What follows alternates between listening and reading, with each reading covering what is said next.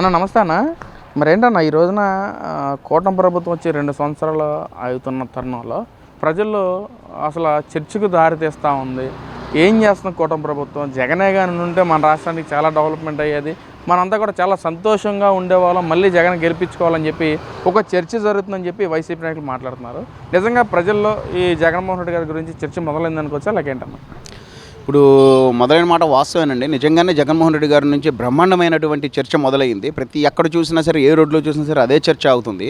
అది ఏంటంటే, ఉదాహరణకి గతంలో ఎలా జరిగింది, ఇప్పుడు ఎలా జరిగింది పాలన అనే దాని మీద జరుగుతుంది. గతంలో తీసుకుంటే ఇంట్లో ఒక ముగ్గురు నలుగురు ఇద్దరు పిల్లలు ఉన్నా సరే ఒక పిల్లోడికి మాత్రమే అమ్మఒడి ఇచ్చి చేయించినటువంటి పరిస్థితి. ఈరోజు చంద్రబాబు నాయుడు గారు వచ్చాక ఈయన మరి అన్యాయంగా నలుగురుంటే నలుగురు, ముగ్గురుంటే ముగ్గురికి ఇచ్చేస్తున్నాడు. కాబట్టి ఇంత అన్యాయం అయితే జగన్మోహన్ రెడ్డి గారు చేయలేదు. ఒకళ్ళకి మాత్రమే ఇచ్చి రాష్ట్రంలో ఎంతమంది పౌరులు ఉన్నా ఇంటికి ఒకళ్ళు చదువుకుంటే చాలు అన్నటువంటి నినాదాన్ని తీసుకొచ్చినటువంటి మహా వ్యక్తి మన జగన్మోహన్ రెడ్డి గారు అని చెప్పి చెప్పుకుంటున్నారండి. ఆ చర్చ నడుస్తుంది. రెండోది, ఏ రోడ్డు చూసినా ఎక్కడ చూసినా సరే ఇదివరకు గతంలో మనం చూసుకున్నట్టయితే ఏ ఖాళీ ప్రదేశాలు అక్కడో చేపల చెరువులు ఉండేవి. ఇదివరకు ఏ రోడ్డు చూసినా సరే ఒక చేపల చెరువు లాగా ఉండేది. ఈ జగన్మోహన్ రెడ్డి గారు ఉన్నప్పుడు సస్యశ్యామలంగా చేపల చెరువులు మొత్తం రోడ్ల మీదే ఉండేవి. కానీ ఈయన వెళ్ళిపోయిన తర్వాత ఆ లోటు మనకు కనబడుతుంది. ఆ చేపల చెరువులు మళ్ళీ రోడ్లుగా మార్చేసి ఈయన మరీ దారుణంగా ఇచ్చేశారు చంద్రబాబు నాయుడు గారు. ఇప్పుడు చేపల చెరువులాగా ఉండేటటువంటి రోడ్ని ఒక తార్ రోడ్లాగా ఒక నీట్గా ఫ్లాట్గా తయారు చేశారు. ఎటువంటి గతుకులు లేకుండా ఇంత దారుణం చేశారు. చంద్రబాబు నాయుడు గారు ఇలా చేస్తారనుకోవాలా? ఇలా చేసినట్టయితే అసలు మేము ఇచ్చేసేవాళ్ళం కాదు అని కూడా అనుకుంటున్నారండి వాస్తవంగా. అలాగే అన్నా క్యాంటీన్లు గతంలో జగన్మోహన్ రెడ్డి గారు ఉన్నప్పుడైతే చాలా చాతచక్యంగా ప్రజాసొమ్ముని ఖర్చు పెట్టి దాన్ని పెయింట్లు వేసి పెయింట్లు మార్పిచ్చి ప్రజాసొమ్ము దుర్వినియోగం అయితే అయ్యింది, ముందు పెయింట్లు మారాలి అన్న ఒక లక్ష్యంతో పనిచేశారు. మళ్ళీ చంద్రబాబు నాయుడు గారు వచ్చాక మరి దారుణంగా పేదలకు పెట్టేటటువంటి కార్యక్రమాలను చేపట్టారు అనేది కూడా మాట్లాడుకుంటున్నారండి. అలాగే పింఛన్లు గతంలో చూసుకుంటే చంద్రబాబు నాయుడు గారు 2000 పింఛన్ ఇచ్చినప్పుడు ఇతను వచ్చి పెంచి నేను దాన్ని 3000 రూపాయలు చేస్తాను అని చెప్పి సంవత్సరానికి 250, సంవత్సరం 250 చొప్పున కష్టపడి అట్లాగే చేసుకొచ్చాడు.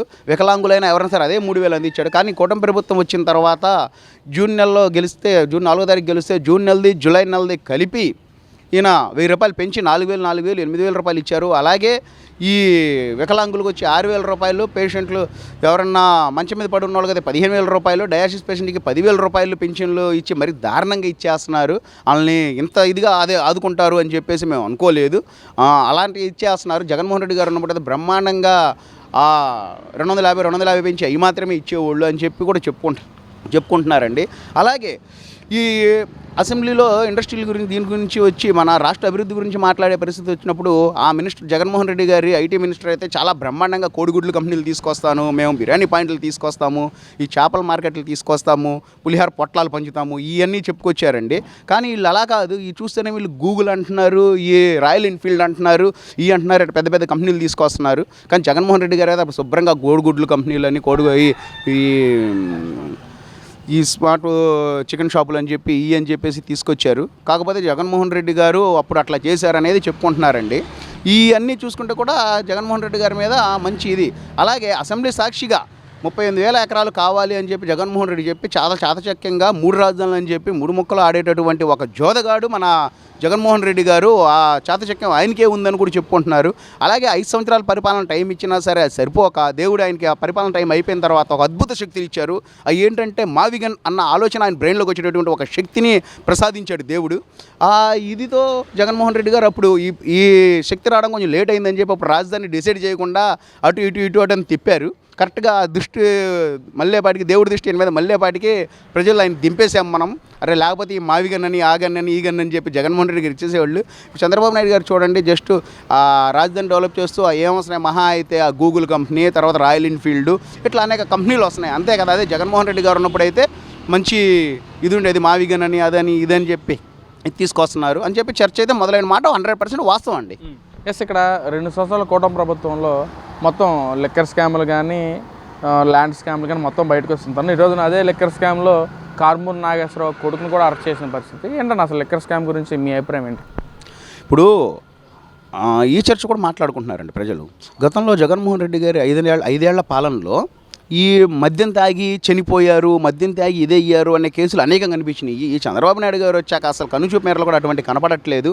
అంటే కల్తీ మద్యం అనేది ఎక్కడ ఇదవ్వట్లేదు, అమ్మడం ఆయనకి చేత కావట్లేదు. చేత కానటువంటి వ్యక్తి చంద్రబాబు నాయుడు గారు. జగన్మోహన్ రెడ్డి అయితే చాతచక్యంగా కల్తీ మందు అమ్మారు అని కూడా మాట్లాడుకుంటున్నారండి 100%. దాంట్లో భాగంగానే గతంలో చూస్తే చాలామంది తాలిబొట్లు పోగొట్టుకొని తాళి ఇచ్చేసుకొని చేసుకున్న పరిస్థితులు ఉన్నాయి. అలాగే ఈయన గతంలో అమ్మఒడి అందించేపాటికి జూన్ జూలై నెలలో మధ్యలో స్కూల్ మొదలవుతాయి. జనవరి నెలలోనే సంక్రాంతి టైంలో ఈ అమ్మఒడి అని ఇచ్చి చేసి వాళ్ళని తప్పుదారి పట్టించినటువంటి పరిస్థితి కూడా జగన్మోహన్ రెడ్డి గారికి చాతచక్యమైందండి. అది చంద్రబాబు నాయుడు గారికి అది కుదరలేదు. అది కూడా చెప్పుకొస్తున్నారు. నెక్స్ట్ వచ్చేపాటికే పోలవరాన్ని కూడా చాలా ప్రతిష్టాత్మకంగా మనం చెయ్యాలి అని చెప్పి, రాజధాని కూడా మనం నిర్మించి గట్టిగా చెయ్యాలి అని చెప్పి చాలా ఫాస్ట్గా పరిగెడుతున్నారు. కానీ చంద్రబాబు నాయుడు గారు ఎంత ఫాస్ట్గా పరిగెడుతున్నారు. ఈ జగన్మోహన్ రెడ్డి గారు అయితే ఆచితూచి చేద్దాంలే మనకేముంది అనేటువంటి ధీమా ఒక వ్యక్తం చేశారు. ఆ ధీమా జగన్మోహన్ రెడ్డి గారికే సాధ్యమైంది అని కూడా మాట్లాడుకుంటున్నారండి ప్రజలు. ఎలా ఉండదంటారు 2029 కానీ ఇటు రేపు జరగబోయే స్థానిక ఎలక్షన్స్లో కానీ ఎలా ఉండదు? ప్రజా తీర్పు ఎవరి పక్షాన ఉండొచ్చు అంటారన్నా?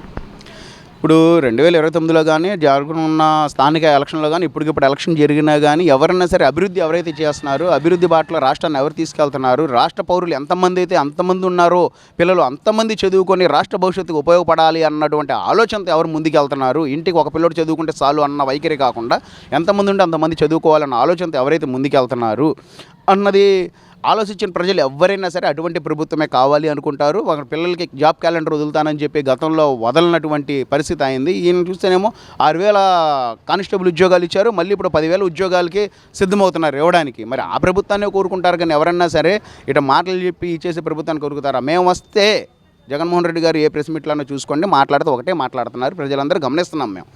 మేము వస్తే వాళ్ళంతు చూస్తాం, వీళ్ళంతు చూస్తాం, టెండర్లు వేసిన వాళ్ళు తరిమి కొడతాం తప్ప మేము ఈ రాష్ట్రాన్ని అభివృద్ధి చేస్తాము, రాష్ట్రాన్ని ఇలా డెవలప్ చేస్తామని మాట్లాడే పరిస్థితి ఎక్కడన్నా కనపడితే ఆలోచిస్తారేమో. కానీ అవన్నీ లేనప్పుడు ఎవరన్నా ఆలోచిస్తారు? ఈ కూటమి సరే నేను గెలిస్తే నేను ప్రజలకు ఈ మంచి చేస్తాను, లేదా డెవలప్మెంట్ చూపిస్తాను, మీ పథకాలు అన్నీ అందిస్తానని చెప్పి మాట్లాడారు. మరి ఈ రోజున ఇటు జగన్మోహన్ రెడ్డి గారు కానీ అటు వైసీపీ నాయకులంతా కూడా రప్పా కానీ మేము వచ్చాక పేకలకు వస్తాము, ఎంత దూరాన తీసుకొచ్చి నిలబెట్టి బట్టలోడి దేశం నిలబెడతామని చెప్పి వ్యాఖ్యలు చేయటం ఏంటన్నా? అంటే ప్రజల పట్ల కానీ అసలు ఎలాంటి స్టాండ్ తీసుకున్నారు వైసీపీ నాయకులు? ఇప్పుడు అదేనండి మేము అంటుంది కూడా. ఇప్పుడు ఏ ప్రెస్ మీట్లో చూసినా సరే మేము రాష్ట్రానికి డెవలప్ చేస్తాము, ఈ అభివృద్ధి చేస్తాము, ఈ సమస్యలు తెస్తాము, ఎంతకంటే మెరుగ్గా చేస్తాము అన్న ఇది అక్కడ కనపడలా. ఈ రపరప పప్ప ఈ మేము వస్తే ఆళ్ళంతులు చూస్తాం, వీళ్ళంతులు చూస్తామని అంటాం. అంటే ఆళ్ళంతులు వీళ్ళంతులు చూసే పోటుగాళ్ళని మళ్ళీ మేము ఓటేసి ఎంచుకోవాలా?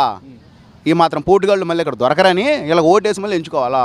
అరే ఎవరన్నా ఓటు ఎందుకు వేస్తారండి? రాష్ట్రం అభివృద్ధి చెందాలి, మా పిల్లల భవిష్యత్తు బాగుండాలి, మా అటువంటి సగటు జీతం పెరగాలి, మా కుటుంబాలు ఉన్నత స్థానానికి వెళ్ళాలి, రాష్ట్రం మొత్తం అభివృద్ధి చెందాలి అన్న ఒక దాంట్లోనే కదా రాష్ట్ర జీడిపి పెరగాలి అనే కదా చేస్తారు. అంతేగాని ఆళ్ళంతులు ఇల్లంతులు చూసే పోటుగాళ్ళని ఓటేసి మరి ఎన్నుకోవాలి. ఈ మాత్రం దానికి అంటే ఖచ్చితంగా అయితే కూటమి ప్రభుత్వం గెలుస్తుందంటారన్నా? 100% కూటమి ప్రభుత్వం గెలుస్తుంది. చంద్రబాబు నాయుడు గారే మళ్ళీ సీఎం అవుతున్నారు 100%. అది